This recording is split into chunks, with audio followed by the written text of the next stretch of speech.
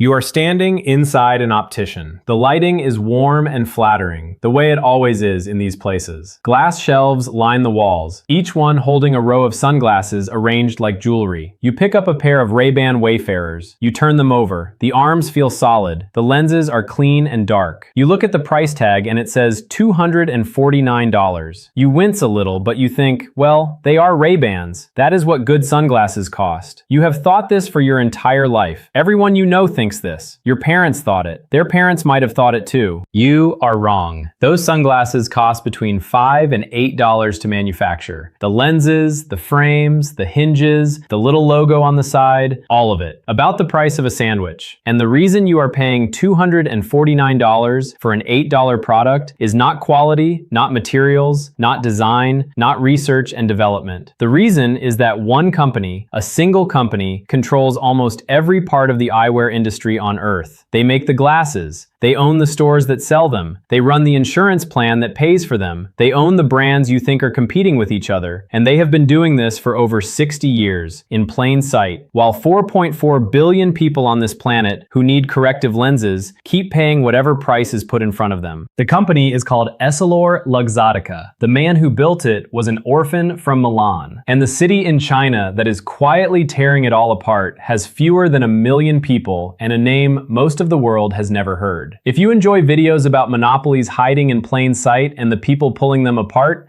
hit like and subscribe so you never miss one. The story of how one company took control of your eyesight begins in a place you would not expect, an orphanage in post-war Milan. Leonardo del Vecchio was born in 1935 in Milan, Italy. His father died when he was young, and his mother, unable to support all of her children, placed him in an orphanage. He grew up there. He was not adopted. He did not come from money, connections, or privilege. At 14, he was apprenticed to a tool and die maker, a small workshop that cut and shaped metal parts. He learned how to work with precision, how to shape tiny components by hand, how to build molds. It was unglamorous work, but it gave him a skill that most people did not have. In 1961, at 26 years old, Del Vecchio opened a small workshop in Agordo, a town in the Italian Dolomites, surrounded by mountains and not much else. He started making metal parts for eyeglass frames. Not complete glasses, just parts, small hinges, temples, and nose pads that he sold to other eyewear companies. The workshop had a handful of employees. Nobody outside the immediate area knew it existed. He worked with his hands. He knew every mold, every press, every finishing tool in the shop. He was not a businessman in a suit. He was a craftsman who happened to understand that the margins on eyewear components were very, very good. Over the next decade, Del Vecchio expanded from making parts to making complete frames. Then from making frames for others to making frames under his own brand. Then from making frames under his own brand to buying other people's brands. Each step was methodical. Each acquisition was calculated. He named the company Luxottica, and he ran it with the quiet intensity of someone who had grown up with nothing and understood exactly what it felt like to have no control over his own life. He was building a machine that would give him control over an entire industry, and he never stopped building it until the day he died. What happened next is one of the most methodical corporate takeovers in the history of any industry, and it happened so slowly and so quietly that most consumers never noticed. It took decades, and by the time anyone paid attention, it was already too late. In 1990, Del Vecchio listed Luxottica on the New York Stock Exchange. Not in Milan, not in Rome, in New York, because that is where the money was, and because America was the biggest eyewear market in the world. He told an interviewer at the time that if you have to sail, it is better to choose the big C. He used the capital from the listing to start buying. He bought Vogue Eyewear in 1990. He bought LensCrafters in 1995 through a hostile takeover of a company called U.S. Shoe Corporation, which was 5 times the size of Luxottica at the time. Think about that. A small Italian eyewear maker swallowed an American corporation 5 times its size to get access to its optical retail chain. He bought Sunglass Hut in 2001, giving him over 3,000 retail locations around the world. He bought Ray-Ban in 1999 for $640 million. Industry analysts said he overpaid. He did not care. He knew what he was going to do with it. When Del Vecchio bought Ray-Ban, a pair of Wayfarers cost about $30. You could pick them up at a gas station. They were popular, but they were not luxury. Del Vecchio immediately repositioned the brand. He pulled them out of gas stations and drugstores. He raised the price. He put them in Sunglass Hut, which he owned, and in Lens Crafters, which he also owned, and marketed them as a premium product. Within a few years, the same Wayfarers that had sold for $30 were selling for over $150. Today, they sell for over $200. The product did not change. The lens is the same, the frame is the same, the hinge is the same. The only thing that changed was who owned the brand and what they decided to charge. But the acquisition that truly revealed how the machine worked was Oakley. And this is the part of the story that people remember once they hear it, because it sounds like something out of a mob movie. In the early 2000s, Oakley was one of the biggest eyewear brands in the world. Athletes loved it. The brand had a reputation for innovation, durability, and performance. Oakley was not a Luxottica brand. It was independent, and it was selling extremely well inside Sunglass Hut, which Luxottica owned. Then Oakley got into a pricing dispute with Luxottica. The details are murky, but the result was not. Luxottica pulled Oakley products from Sunglass Hut stores. Overnight, Oakley lost access to the largest specialty sunglasses retailer in the world. Their stock price collapsed. It dropped by roughly half. A company that had been thriving suddenly looked like it was in trouble. Not because its products were worse, not because consumers stopped wanting them, but because one company controlled the shelf space and decided to take them off it. Then Luxottica bought Oakley. In 2007, with the stock price still depressed from losing access to its most important retail channel, Luxottica acquired Oakley for $2.1 billion. The company that controlled the store had starved the brand, crashed its stock price, and then bought it at a discount. Jim Gennard, the founder of Oakley, who had built the company from a garage in 1975 selling motorcycle grips, watched his life's work get absorbed into the machine he had been fighting against. Once Oakley was inside Luxottica, the products went right back on the Sunglass Hut shelves. The prices went up, business resumed. But now Luxottica owned both sides of every transaction.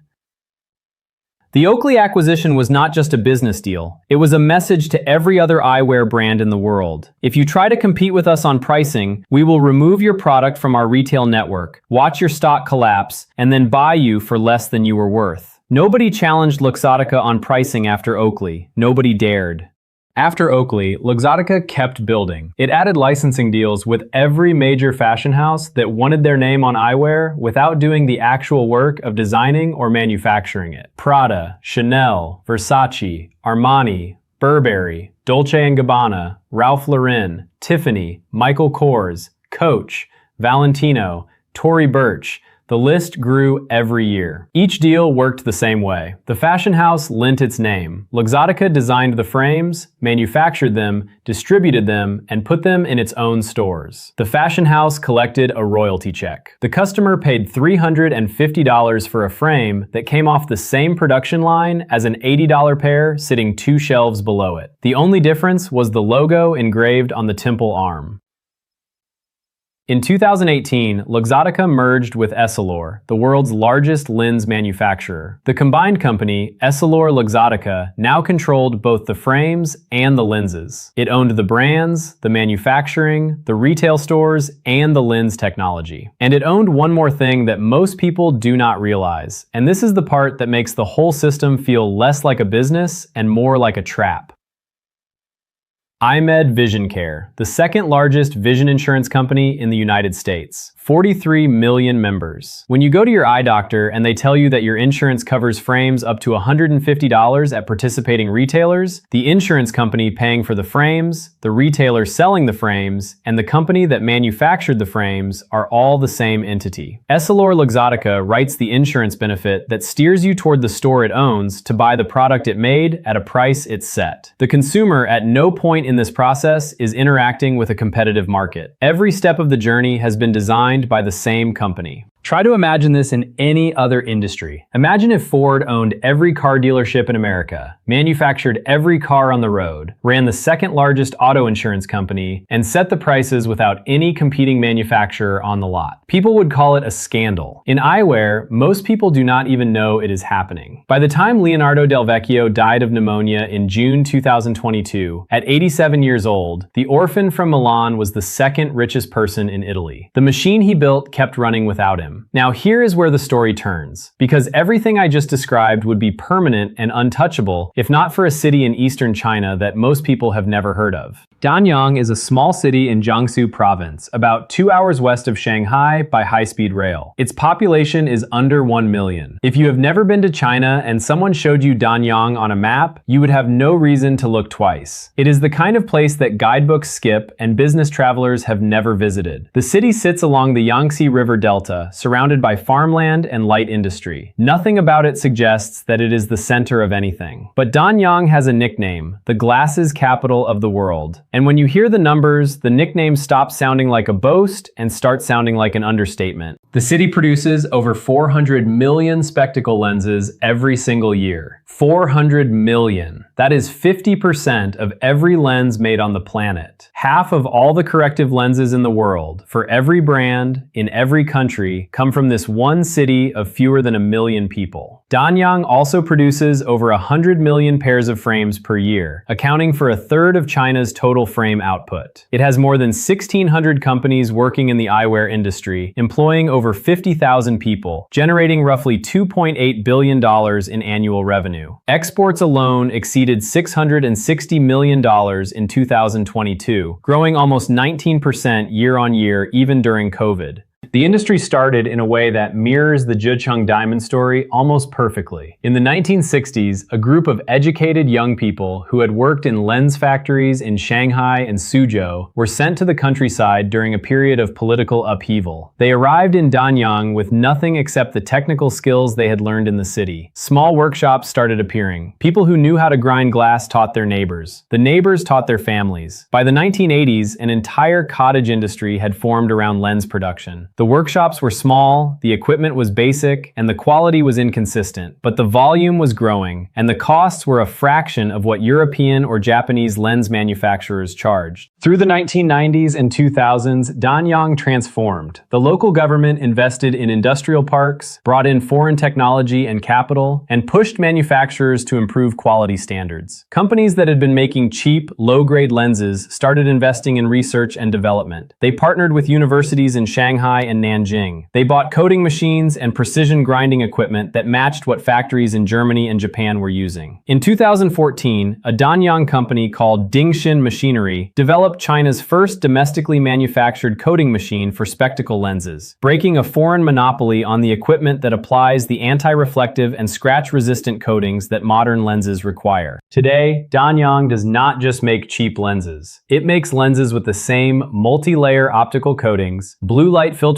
technology, UV protection, and precision grinding that the most expensive brands advertise as premium features. Independent testing has shown that Danyang lenses meet or exceed the optical performance specifications of brands costing 10 to 20 times more. The gap between a Danyang lens and a German or Japanese lens, which used to be significant, has narrowed to the point where most consumers and many opticians cannot tell the difference without checking the packaging. Some of the same factories that produce lenses for domestic Chinese brands also produce lenses that end up inside frames sold under European and American brand names in Western optician chains. Different box, different logo, same lens. Zenni Optical understood this earlier than most. The company was founded in 2003 with a simple idea that cut straight through 60 years of manufactured scarcity. Buy lenses and frames directly from Chinese manufacturers, put them on a website, and sell prescription glasses to American consumers at a fraction of the price they would pay at LensCrafters or Pearl Vision. No retail stores to pay rent on, no licensing fees to send to fashion houses, no Luxottica markup sitting between the factory and the customer. A pair of prescription glasses on Zenni starts at $6.95. Full prescription lenses, anti-reflective coating, a frame, $6.95. The most expensive frames on the site rarely exceed $50.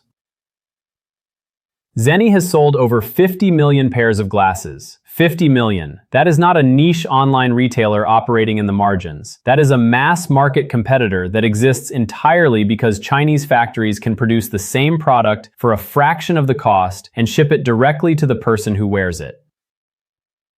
Warby Parker took a different approach from the American side. The co-founder has told the story publicly, and it has become something of a legend in startup circles. He forgot his glasses on a trip and went to replace them. The optician quoted him $700. He stared at the price and thought about the fact that the smartphone in his pocket, a device containing a processor, a camera, GPS, a touchscreen, and a cellular radio, had cost him less than the 2 pieces of bent plastic and glass he was being asked to buy. He launched Warby Parker in 2010, selling stylish prescription glasses online for $95. The company grew to over 200 retail locations and went public in 2021 with a valuation of over $6 billion.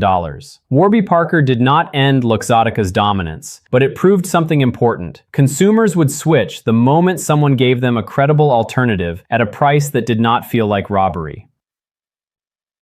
Here is the detail that ties the whole story together, and it is the one that most people find hardest to accept. When you walk into a sunglass hut and pick up a pair of Ray-Ban Wayfarers for $249, and then you go home and order a pair of sunglasses from Zenni for $22, there is a real possibility that the lenses in both pairs were manufactured in the same city, maybe in the same industrial park, maybe on production lines operated by the same workers using the same equipment and the same raw materials. The Danyang factory does not care whose logo goes on the temple. It sells lenses, millions of them, to whoever places the order. The factory's margin is roughly the same whether the lens ends up in a $300 frame or a $15 one. The only thing that changes is how much the customer pays at the other end. You are not paying $227 for a better lens. You are paying $227 for a logo, a retail experience in a store with flattering lighting, and a monopoly that has been raising prices for 60 years because nobody stopped them. The numbers on the consumer side are starting to shift. Online eyewear sales have been growing at double-digit rates globally for the past 5 years. In the United States alone, the percentage of prescription glasses purchased online has grown from less than 3% in 2015 to over 15% in 2025. That number is higher among younger buyers, who are more comfortable purchasing online and less attached to the idea that glasses have to be expensive. Every percentage point that moves online is a percentage point that bypasses Luxottica's retail network. Every pair sold at $20 instead of $250 is a crack in the wall. EssilorLuxottica is not going bankrupt tomorrow. The company reported revenues of over 28 billion euros in 2024. It is still the most powerful company in eyewear by a staggering margin. But the pattern is the same one that is played out in every industry where a monopoly meets the internet and Chinese manufacturing at the same time. The music industry thought piracy was a phase. Taxi companies thought Uber was a gimmick. Bookstores thought Amazon was a novelty. The incumbents always think the disruption will stay in the margins. It never does. 4.4 billion people on this planet need corrective lenses. That is more than half the human population. For decades, a significant portion of them have been paying prices set by a single company that manufactures, distributes, retails, and insures the product from end to end. The orphan from Milan built a machine so complete that most consumers never realized they were inside it. And now, a city of less than 1 million people in eastern China is manufacturing the same product at the same quality for a fraction of the price, and shipping it directly to consumers who are increasingly asking the question that Luxottica never wanted anyone to ask. Why does this cost so much? The answer, once you hear it, is impossible to unhear. It costs that much because one company decided it should, and nobody stopped them, until now. Let us go back to where we started. You are standing in that optician, the warm lighting, the glass shelves, the Ray-Ban Wayfarers sitting in front of you, $249. The person behind the counter smiles and tells you they are a classic, timeless, worth the investment. But now you know that the frame cost $5 to make. You know that the same company owns the brand, the store, the lens, and your insurance plan. You know that an orphan from Milan built the most complete monopoly in consumer goods, and that most people have no idea it exists. And you know that a city in China you had never heard of 10 minutes ago produces half the lenses on the planet and will sell you a pair of glasses for the price of a coffee. You put the Ray-Bans back on the shelf, or you buy them anyway because they look good and you can afford it. Either way, you are no longer making that decision in the dark. If this video changed how you think about something sitting on your face right now, hit like and subscribe for more. Turn on notifications so you never miss a video. And I want to hear from you. A pair of glasses costs $5 to make and sells for $250. A single company owns the brands, the stores, and your insurance. Did you know? And now that you do, does it change what you buy? Drop your answer in the comments.